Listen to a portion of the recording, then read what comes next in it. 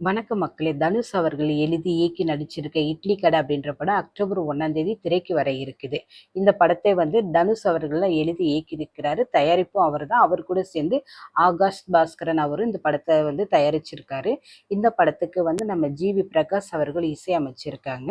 இந்த படத்துல தனுஷ் அவர்களோட சேர்ந்து நித்யா மேனன் நடிச்சிருக்காங்க. இவர்களோட சத்யராஜ், பிரகாஷ் ராஜ், பார்த்திபன் சார், ராஜ்கிரண் சார், சமுத்திரக்கனி, அருண் விஜய் இவங்கெல்லாம் நடிச்சிருக்காங்க. அப்புறம் ஷாலினி பாண்டே அவங்களும் நடிச்சிருக்காங்க. ஆனா இந்த படத்தை பத்தி கதை இது வரைக்கும் என்ன அப்படின்றது வெளிவரல, ரகசியமாகவே இருக்குது.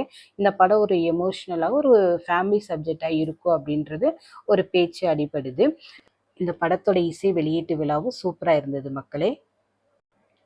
உலக சினிமா ரசிகர்கள் சார்பாக இந்த படம் வெற்றி பெற வாழ்த்துக்களை தெரிவிக்கிறேன் மக்களே. அக்டோபர் 1ஆம் தேதிக்காக காத்திருப்போம். நன்றி மக்களே. உங்களுக்கு என்னோட சேனல் பிடிச்சிருந்தா லைக் பண்ணுங்க, ஷேர் பண்ணுங்க, சப்ஸ்கிரைப் பண்ணுங்க மக்களே. நன்றி மக்களே. தேங்க்யூ.